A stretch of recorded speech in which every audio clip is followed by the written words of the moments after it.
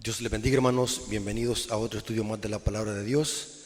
Que Dios nos bendiga, que bendiga a los hermanos que van a escuchar esta presentación, que todo sea para glorificar el nombre de nuestro Dios. Vamos a hacer un estudio profundo, vamos a hacer algunas reflexiones sobre Mateo 24. O sea, vamos a hacer un bosquejo general sobre Mateo 24. Así que vamos a orar, vamos a pedir la dirección del Espíritu Santo. Oremos. Señor que estás en el cielo, santificado sea tu nombre. Gracias porque nos permites en este momento poder predicar tu palabra. Bendice a las personas que van a escuchar este estudio, que puedan ser bendecidas, que puedan ser edificadas con tu palabra y que podamos crecer en conocimiento para la honra y gloria de tu nombre. Ayúdalos, Señor, a poder divisar los tiempos en que estamos viviendo, los eventos finales plasmados en Mateo 24. Danos sabiduría, Señor, para poder interpretar este interesante capítulo. Te lo suplicamos en el nombre de Jesús. Amén.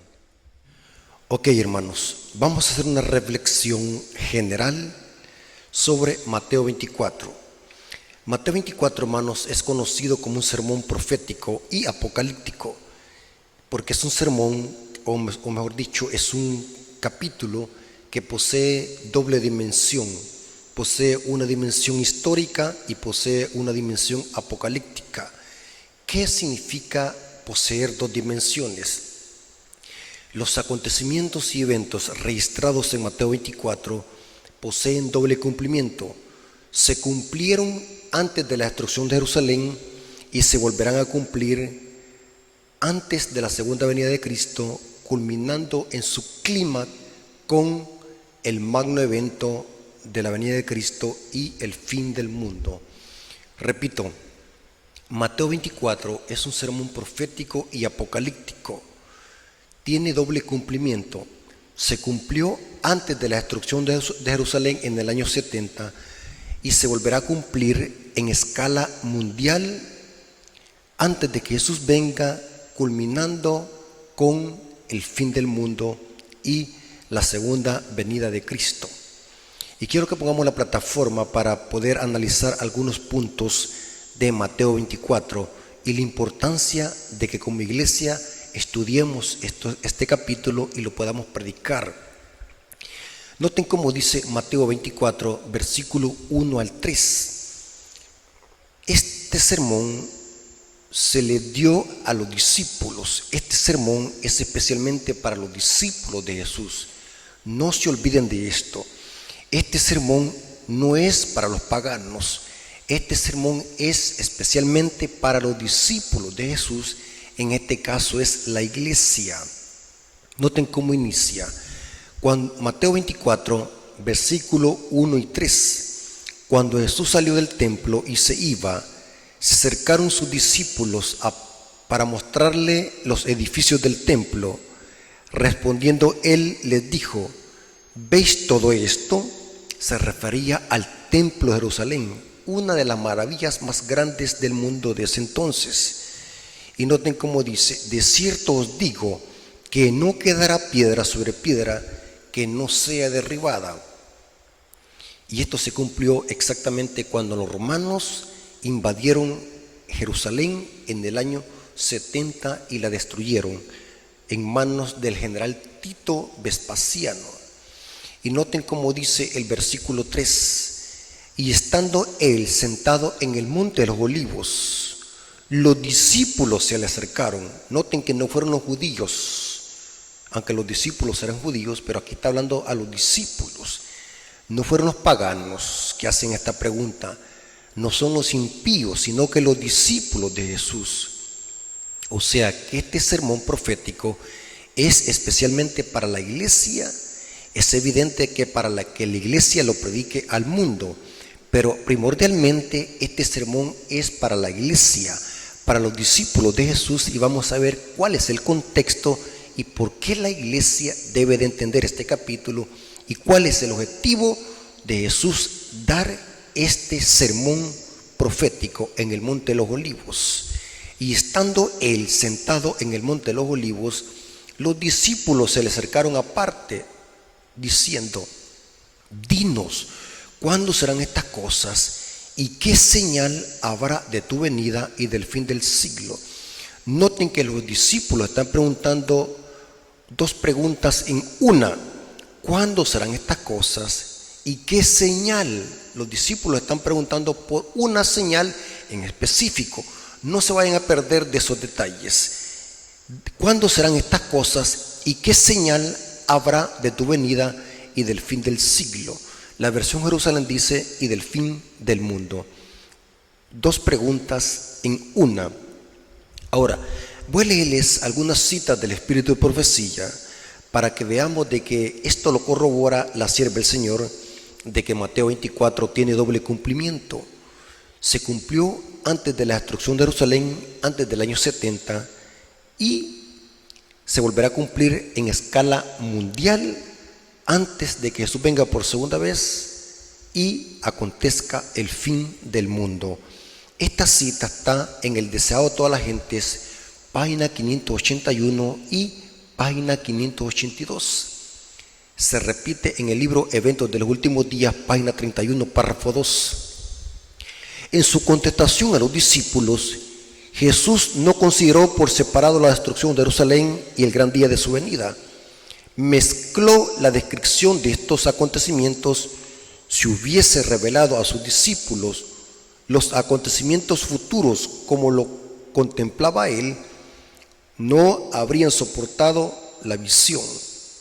Por misericordia hacia ellos, fusionó la descripción de las grandes crisis, dejando a los discípulos estudiar por sí mismos el significado. Noten que la sierva del Señor claramente está enfatizando de que Mateo 24 tiene doble cumplimiento y que Jesús podemos decir así, que los fusionó para presentar esto que sucedería antes de la destrucción de Jerusalén y cómo se va a cumplir antes del gran día de su venida. Ahora, vamos a ver algo muy interesante. La importancia de estudiar Mateo 24. La importancia de la iglesia de estudiar Mateo 24. La importancia de cada adventista de estudiar Mateo 24, asimilarlo para sí mismo y cuando lo asimilemos poderlo predicar. Porque este es el objetivo del mensaje que contiene el sermón profético. Que los discípulos de Jesús lo entiendan y que después que lo entiendan, que lo puedan predicar, porque nadie puede dar lo que no tiene. Noten cómo dice Obreros Evangélicos, página 154, párrafo 2, la importancia que como iglesia conozca Mateo 24 perfectamente, el significado de cada aspecto de Mateo 24, y después que lo haya entendido, que lo prediquemos, predicarlo. Noten cómo dice esta cita, Obreros Evangélicos, página 154, párrafo 2. El capítulo 24 de Mateo me ha sido presentado repetidas veces como algo a que se debe ser atraída la atención de todos. Vivimos hoy en el tiempo en que las predicciones de este capítulo se están cumpliendo.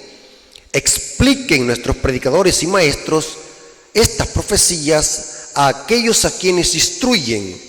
Excluyen de sus discursos el asunto de menor importancia y presenten las verdades que decidirán el destino de las almas.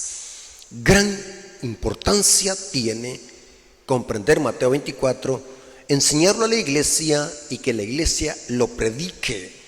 El capítulo, noten cómo inicia esta cita. Esto está para los predicadores que se están desviando del mensaje de la verdad presente. En la iglesia muchos predicadores, por muy bonito que prediquen y aún hagan llorar a la hermandad y al público, pero no están predicando la verdad presente para este tiempo.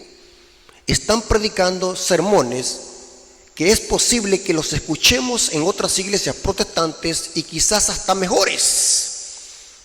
No estoy diciendo que esos sermones no sirvan. Lo que estoy diciendo es que esos sermones no son verdad presente. Noten cómo dice la cita y cómo inicia. El capítulo 24 de Mateo me ha sido presentado repetidas veces como algo a que debe ser atraída la atención de todos. Vivimos hoy en el tiempo en que las predicciones de este capítulo se están cumpliendo y expliquen nuestros predicadores y maestros estas profecías a quienes instruyen, excluyan de sus discursos, o sea que hay temas que aunque son palabra de Dios, pero que no son verdad presente y que no preparan a la gente para que se decida por Cristo o por Satanás. Excluyan de sus discursos los asuntos de menor importancia y presenten las verdades que decidirán el destino de las almas. O sea que Mateo 24 es un tema de vida o muerte. Por esto es que es bien importante que como iglesia lo entendamos y después que lo entendamos lo podamos predicar. Pero lo primordial de este capítulo es un capítulo para que la iglesia lo entienda, porque fue dado a sus discípulos en contestación a dos preguntas hechas en una. Dinos cuándo serán estas cosas y qué señal habrá de tu venida y del fin del siglo o del fin del mundo. Noten esta otra cita en el devocional Cada Día con Dios, página 150, párrafo 4. El capítulo 24 de Mateo nos presenta un resumen de lo que ha de sobrevenir al mundo. Vivimos en medio de los peligros de los últimos días. Los que perecen en el pecado deben recibir la advertencia. El Señor invita a todos aquellos a quienes ha confiado medios financieros a fin de que sean su mano ayudadora, invirtiendo su dinero para que el progreso de su obra avance. Nuestro dinero es un tesoro que el Señor nos ha prestado. Aquí está hablando de los hermanos, de las personas que tienen dinero, que deben de apoyar, dice, para que esto se predique. Los que tienen forma de ayudar a través del dinero para que lo puedan predicar el mensaje de Mateo 24. Nuestro dinero, dice, es un tesoro que el Señor nos ha prestado y debe ser invertido en la tarea de dar al mundo el último mensaje de misericordia. Tremendo, hermanos, tremendo. O sea, cuando se ayuda con dinero, se está ayudando también a la predicación del evangelio. Esto dice la sierva del Señor en este devocional, que la cita está en Cada Día con Dios, página 50, versículo 4. Ahora, vamos a hacernos una pregunta. ¿Cuál es el tema central de este capítulo? Porque recordemos de que estamos haciendo un bosquejo general de Mateo 24. ¿Cuál es el objetivo de Mateo 24? ¿Y cuál es el tema central? Ahora, es interesante, hermanos, y voy a aclarar algo. Muchos creen, y así lo enseñan, que Cristo dio este capítulo para hablar de las señales, que iban a haber terremotos, pestes, hambres, guerras, etcétera, etcétera. Pero esto es parcialmente correcto, porque terremotos, hambres, pestes aún han habido antes de la destrucción de Jerusalén, aún antes de que el Nuevo Testamento se escribiera. O sea que aquí vemos algo muy interesante, que el tema central de Mateo 24 no es satisfacer la curiosidad profética de cosas que van a acontecer al final, aunque está sobreentendido. O sea que predicar de las señales basados en Mateo 24 es parcialmente correcto, porque Mateo 24 no se dio con ese objetivo, ni tampoco es el tema central. Usted me va a preguntar, hermano, entonces, ¿cuál es el tema central? Vamos a ver que el tema central de Mateo 24 es advertir a los discípulos, o sea, a la iglesia, para que no sean engañados por los falsos cristos y los falsos profetas con respecto a su venida. Repito, el tema central de Mateo 24 no es satisfacer nuestra curiosidad profética y hablar de que iban a haber terremotos, hambres y pestes. Eso siempre ha habido. El tema central de Mateo 24 es advertir a los discípulos, para que los discípulos, en este caso la iglesia, no sean engañados por los falsos cristos y los falsos profetas con respecto al inminente regreso de Cristo. Este tema se repite 3 veces en Mateo 24. Noten cómo dice Mateo 24, versículo 4 y 5. Respondiendo Jesús y les dijo: mirad que nadie los engañe, porque vendrán muchos en mi nombre. Noten que Jesús les está diciendo a los discípulos: no vayan a ser engañados. Van a ver estas cosas, pero no vayan a ser engañados.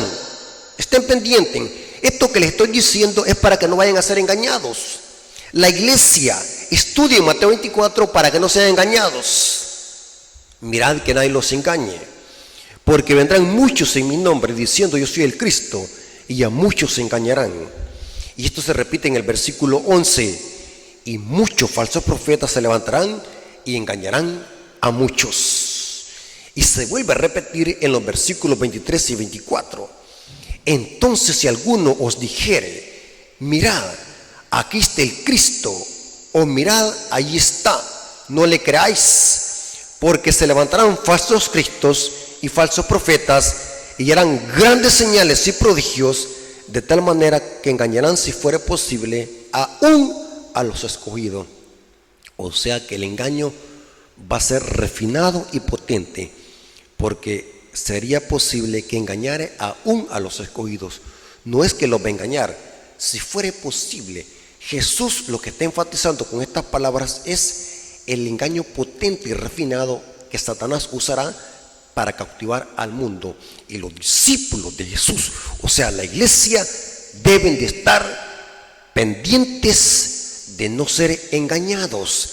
Ese fue el objetivo de Jesús al relatar Mateo 24, el sermón profético del Monte de los Olivos. O sea que el sermón profético no es el tema central. Hablar de que van a haber terremotos, hambres y pestes, este no es el tema central. Usted puede hablar de eso, es correcto, puede predicar de eso, que van a haber terremotos, hambres y pestes. Inclusive usted puede decir y puede aplicar a cualquier enfermedad Mateo 24. Pero el tema de Mateo 24, el tema central, el primordial, es advertir a la iglesia, a los discípulos, de que no vayan a ser engañados por los falsos cristos y los falsos profetas. Ese es el tema central. Noten cómo dice el devocional Cristo Triunfante, página 355, párrafo 4. Enfatiza la sierva del Señor la importancia de estudiar Mateo 24 y no ser engañado por los falsos profetas y los falsos cristos. Cristo Triunfante, página 355, párrafo 4. Cristo les dijo a sus discípulos: mirad que nadie os engañe, porque vendrán muchos en mi nombre diciendo: yo soy el Cristo, y a muchos se engañarán. Se levantarán muchos falsos mesías, alegando que obran milagros y diciendo que ha llegado el tiempo de la liberación judía. Esto se cumplió antes de la destrucción de Jerusalén, porque vamos a ver que se levantaron muchos falsos profetas hablando de una liberación políticamente hablando de la nación judía, porque los judíos estaban cautivos por los romanos, y muchos falsos profetas se levantaron prediciendo una falsa liberación. Por eso es que cuando vino Cristo y no los libertó, hablando políticamente del yugo romano, se chasquearon los discípulos, porque tenían esta noción asimilada por una falsa enseñanza de los falsos maestros y los falsos profetas antes de la destrucción de Jerusalén. Y noten cómo dice: alegando que el tiempo de la liberación de la nación judía, estos descargarían a muchos. Estas palabras se cumplieron entre la muerte de Cristo y del sitio de Jerusalén. Surgieron muchos falsos mesías. Sin embargo, esta advertencia también se extiende a los que vivan en esta época de la historia. Los mismos engaños que se manifestaron antes de la destrucción de Jerusalén volverán a aparecer. Estos mismos eventos que tuvieron lugar en la caída de Jerusalén se repetirán antes de que Jesús regrese por segunda vez. Y saben qué interesante, hermano. La Biblia menciona que hubieron falsos profetas y falsos maestros en los días de los apóstoles. Antes de la destrucción de Jerusalén se mencionan unos en Hechos de los Apóstoles, capítulo 5, versículo 36 al 37. Esto lo está ratificando Gamaliel. Y noten cómo dice: porque antes de estos días se levantó Teudas, diciendo que era alguien. A este se unió un número como de 400 hombres, pero él fue muerto. Y todos los que le obedecían fueron dispersados y reducidos a nada. Después de esto se levantó Judas el Galileo. Estos eran falsos profetas.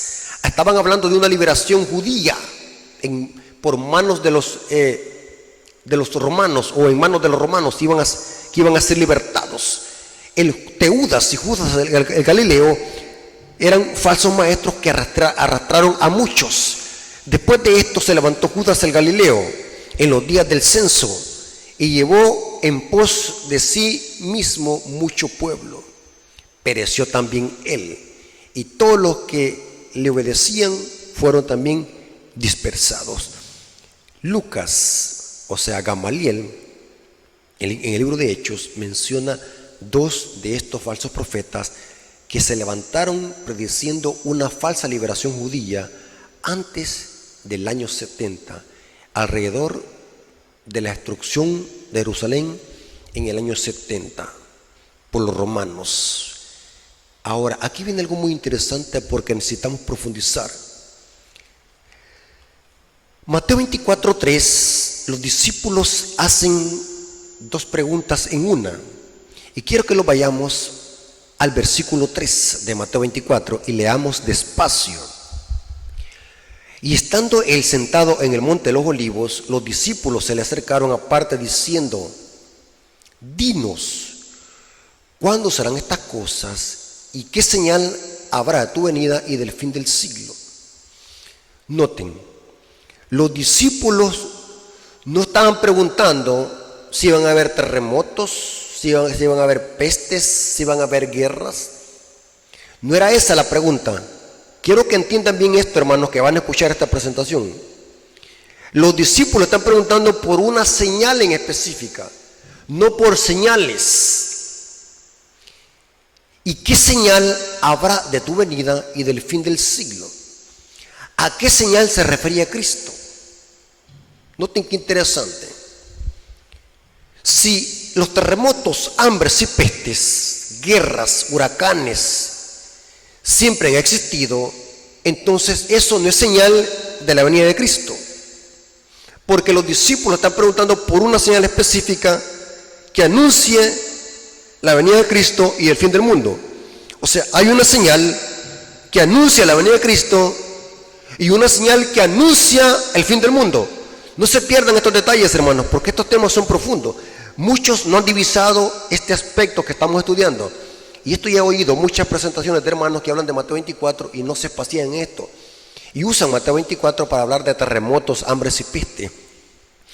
Pero al profundizar en la Biblia, los discípulos están preguntando por una señal en específico y por una señal que anuncie el fin del mundo.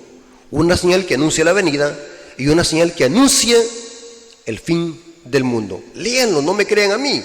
Noten cómo dice la pregunta: ¿cuándo serán estas cosas y qué señal habrá de tu venida y del fin del siglo? Es evidente, hermanos. ¿Saben cuál es la señal? La señal son dos señales. Una que anuncia la venida de Cristo y otra que anuncia el fin del mundo.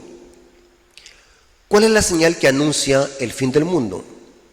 Y que va a ser una evidencia que el fin del mundo se terminará. El contexto lo dice.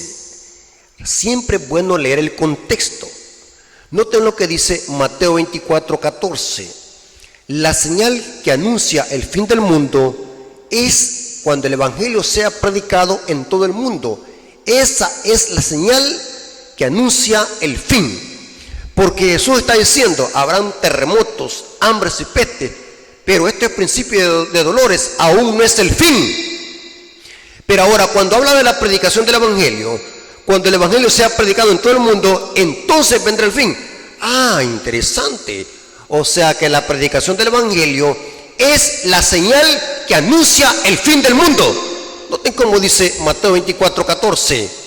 Y será predicado este evangelio del reino en todo el mundo, para testimonio a todas las naciones, y entonces ¿qué? Vendrá el fin.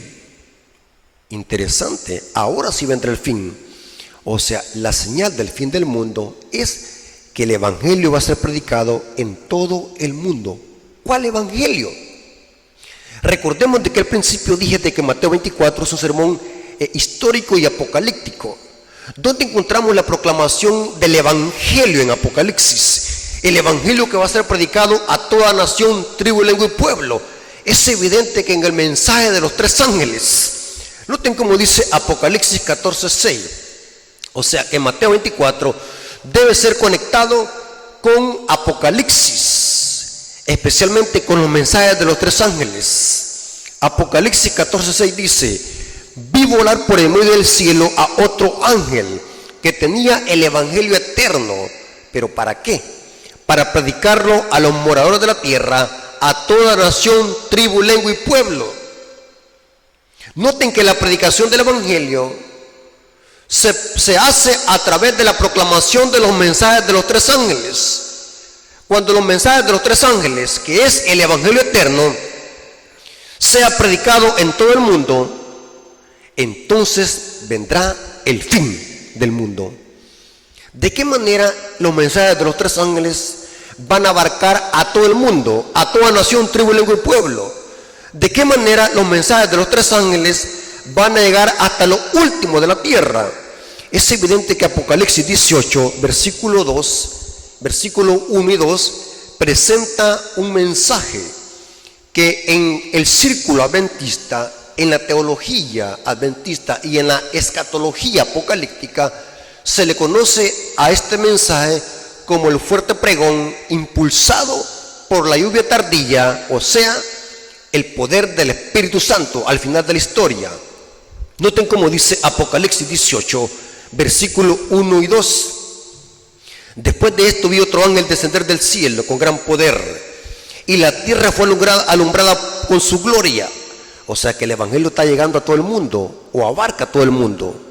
Y clamó con voz potente diciendo: ha caído la gran Babilonia, y se ha hecho habitación de demonios y guarida de todo espíritu inmundo y albergue de toda ave inmunda y aborrecible. O sea que este mensaje de Apocalipsis 18, aparte de que predica el evangelio eterno y alumbra la tierra con su gloria, este mensaje lleva también como centro desenmascarar los sistemas que se llaman Babilonia. En efecto, el mensaje que encontramos en el fuerte pregón es el mismo mensaje intensificado que encontramos en Apocalipsis 14, versículo 8. Noten qué interesante. La Biblia es hermosa estudiarla cuando hacemos una hilación correcta de textos, porque la Biblia es su propio intérprete. Noten cómo dice Apocalipsis 14, versículo 8.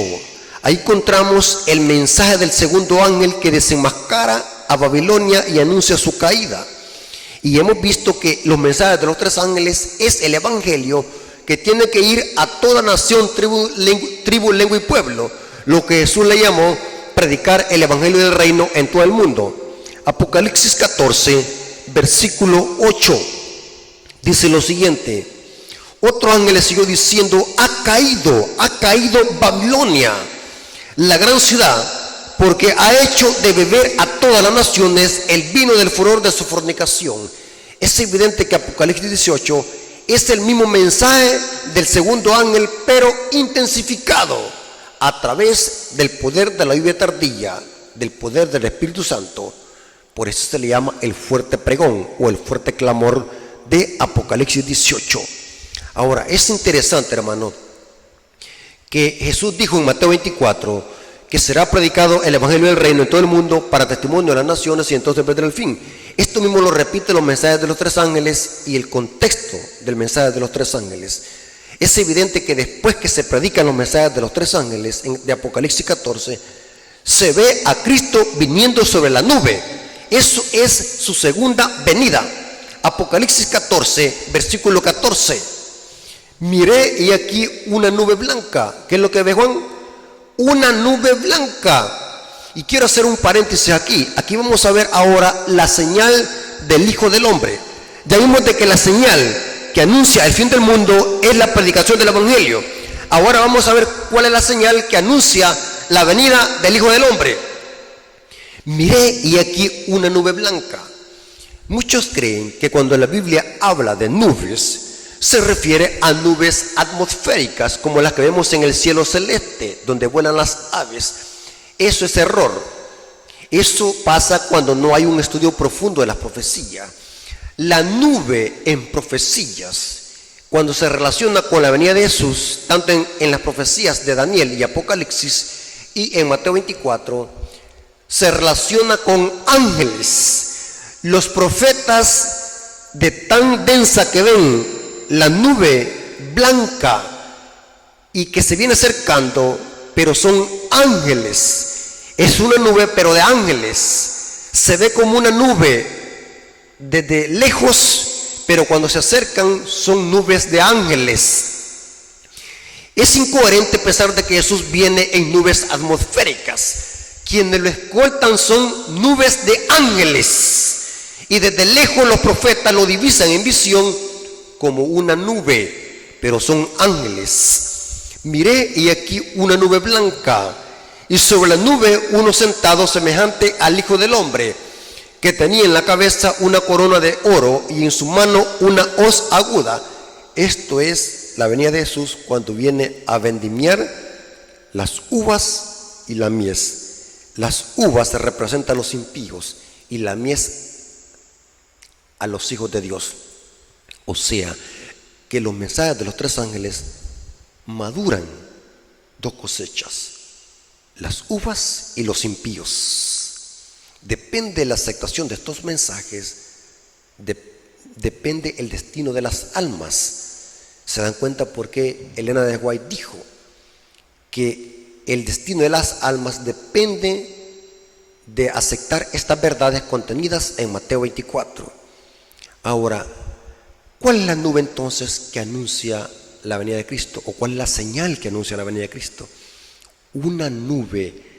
La señal que anuncia la venida de Cristo es una nube. ¿Cómo así? Esto lo amplifica Elena de White en el libro Conflicto de los Siglos, página 624, párrafo 1. Pronto aparece en él una pequeña nube negra de un tamaño como la mitad de la palma de una mano.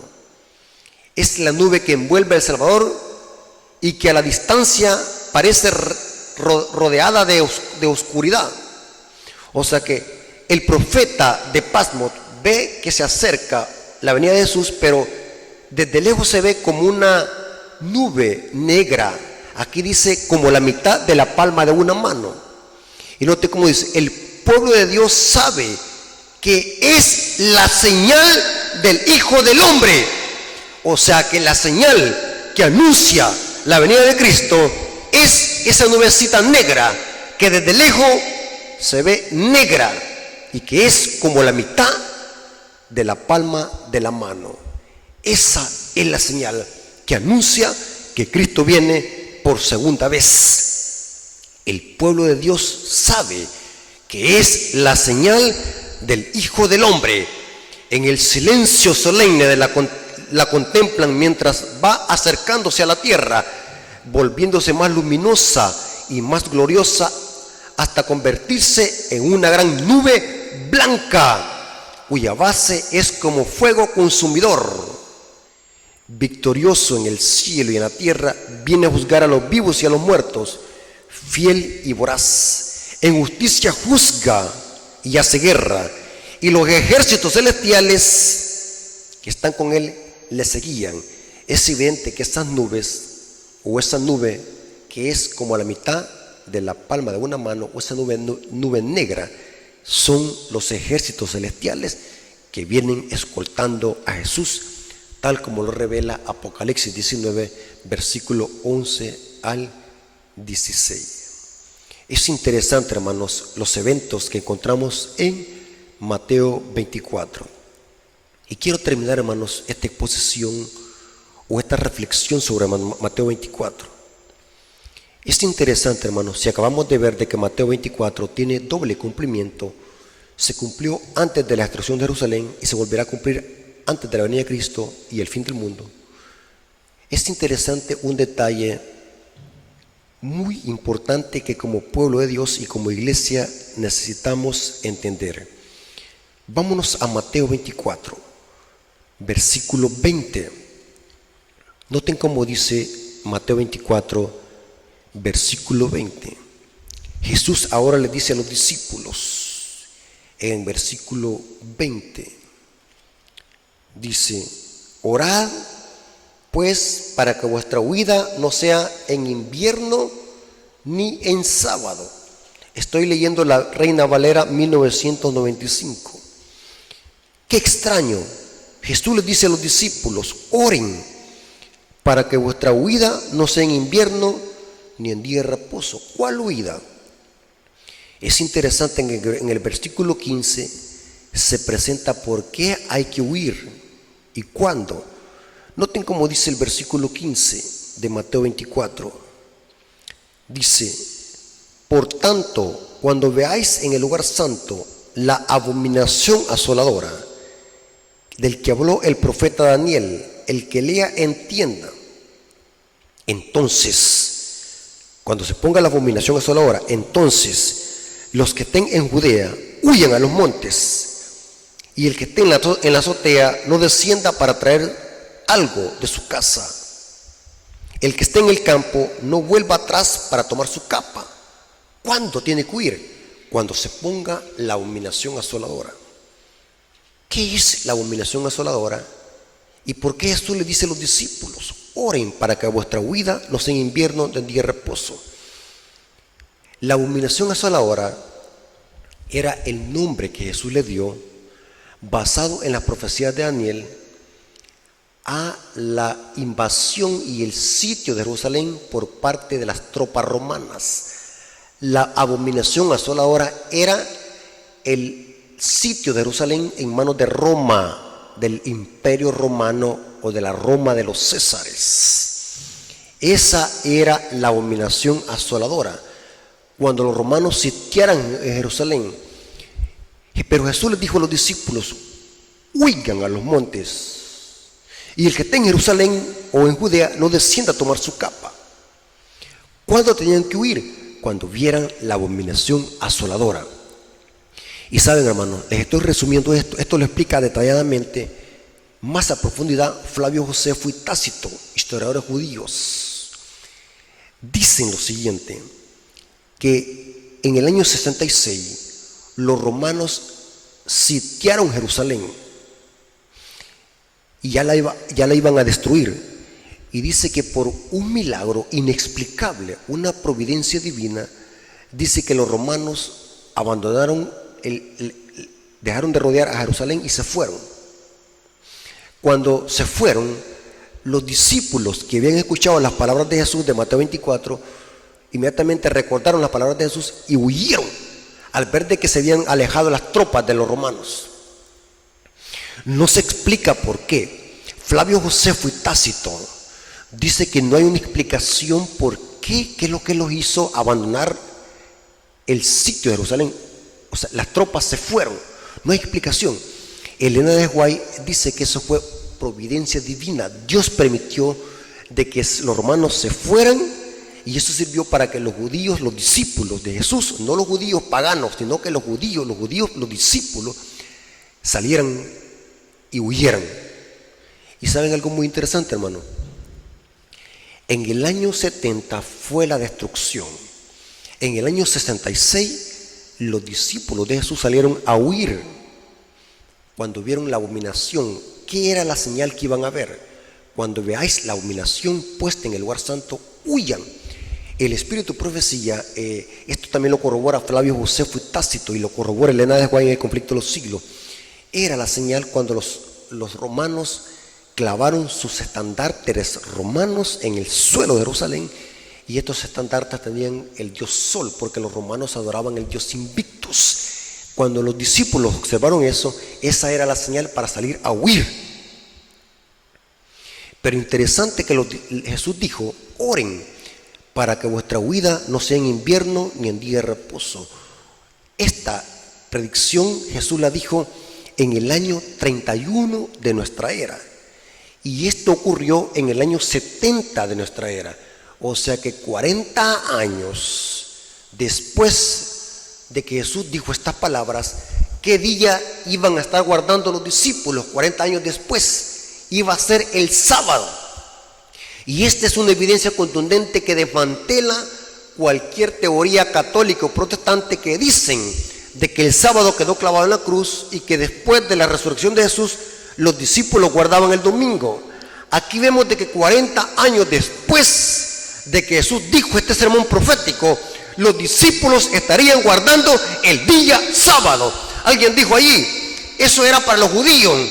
Error, porque el sermón de Mateo 24 no fue para los fariseos, fue para los discípulos, para la iglesia del Señor. La iglesia del Señor iba a estar guardando el sábado 40 años después, no el domingo. Es interesante. Hay evidencias contundentes y diáfanas que los discípulos siguieron guardando el santo sábado después de la muerte de Cristo. Una de estas, como la estamos viendo, es la profecía dada de la destrucción de Jerusalén en el año 70 en mano de Tito Vespasiano.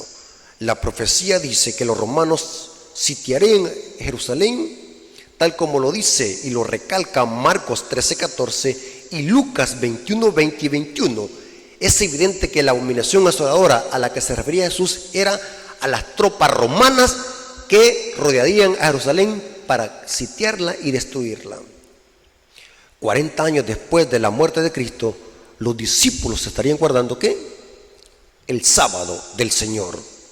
Ahora, pero si acabamos de ver, hermanos, que Mateo 24 tiene doble cumplimiento. Se cumplió antes de la destrucción de Jerusalén y se cumplirá al final de la historia, al final del mundo. La pregunta es, analicen, hermanos que están escuchando esta presentación, ¿será que la iglesia del Señor, su pueblo, antes de que venga el fin del mundo, habrá un pueblo en esta tierra que también estará guardando el sábado del Señor? Y que Jesús dice: oren para que vuestra huida no sea en invierno.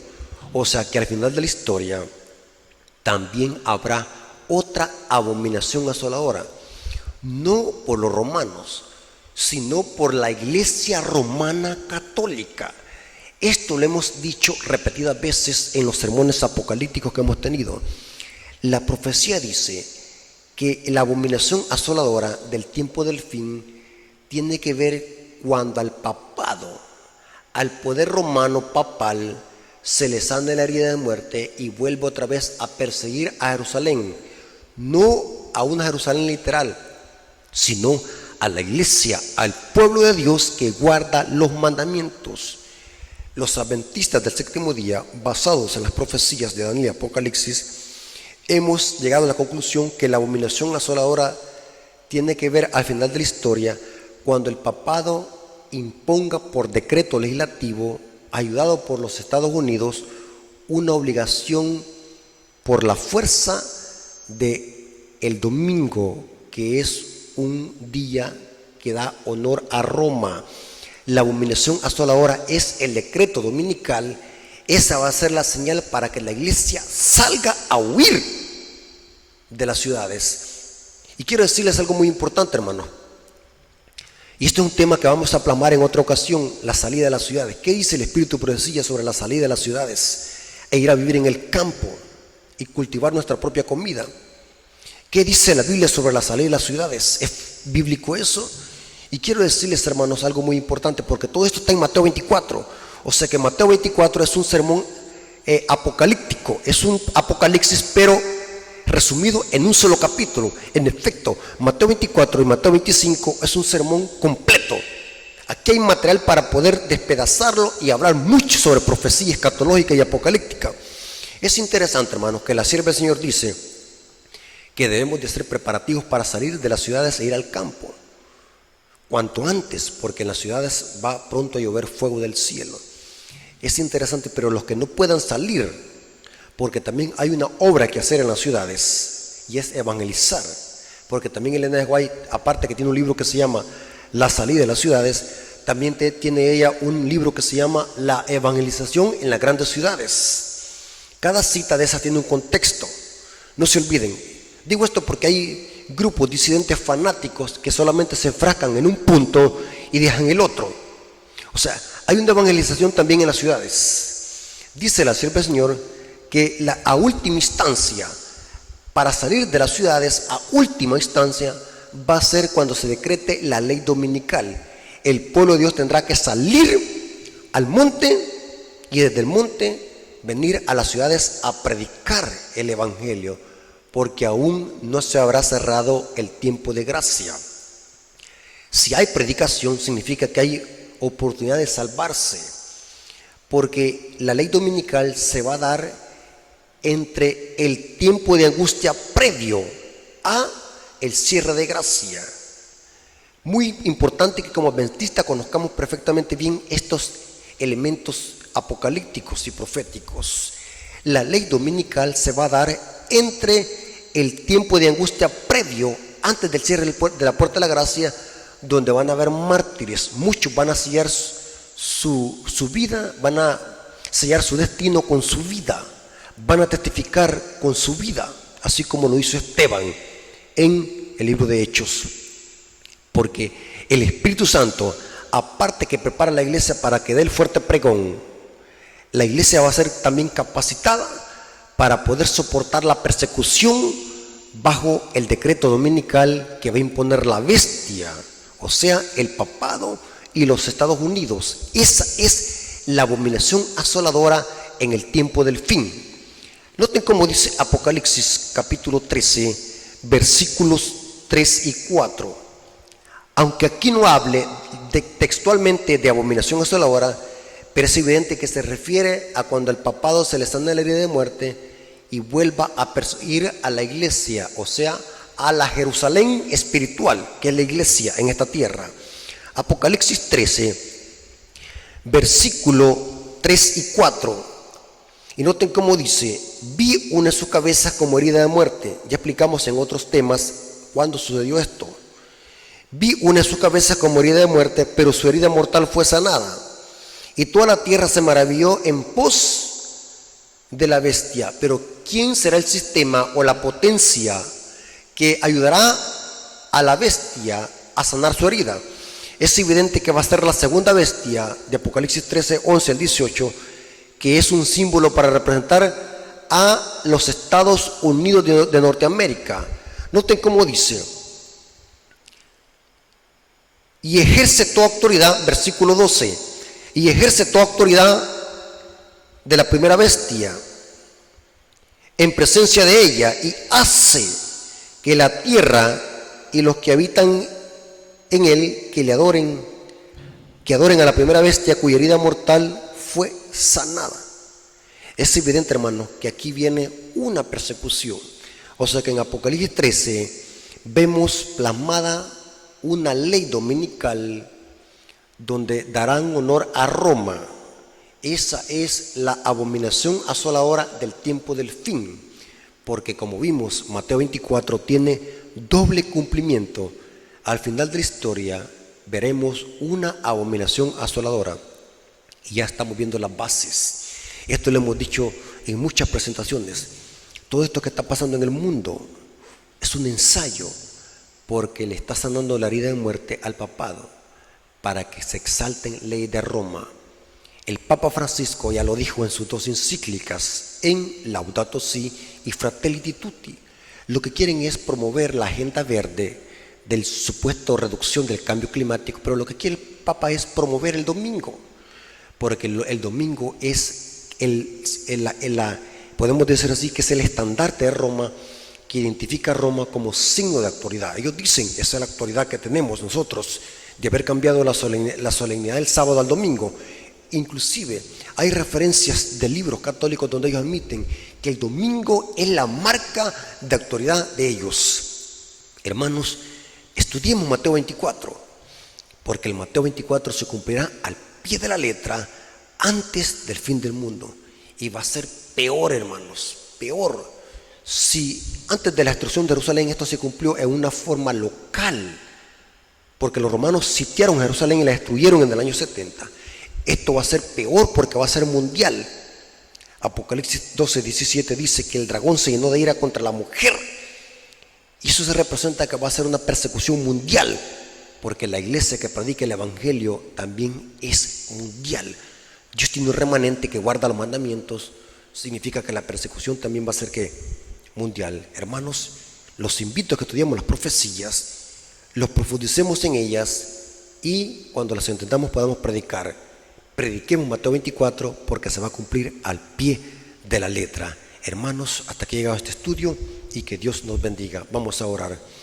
Señor que estás en el cielo, santificado sea tu nombre. Gracias porque nos permitiste predicar tu palabra. Hemos hecho una reflexión sobre Mateo 24. Hemos analizado algunos puntos, como este capítulo precioso tiene doble cumplimiento. Ayúdanos, Señor, a los que vamos a estar en los últimos días, que nos cuides y nos protejas, y si tenemos que predicar el evangelio con nuestras vidas, que tú estés con nosotros aún hasta en el momento de la muerte. Bendice a tu iglesia, bendice a tu pueblo, que con amor y con celo predique estas verdades antes de que sea demasiado tarde. Gracias, Señor, porque nos permitiste predicar este mensaje. Bendice a las personas que van a escuchar tu palabra. Te lo agradecemos en el nombre de Jesús. Amén. Dios me lo bendiga, hermanos.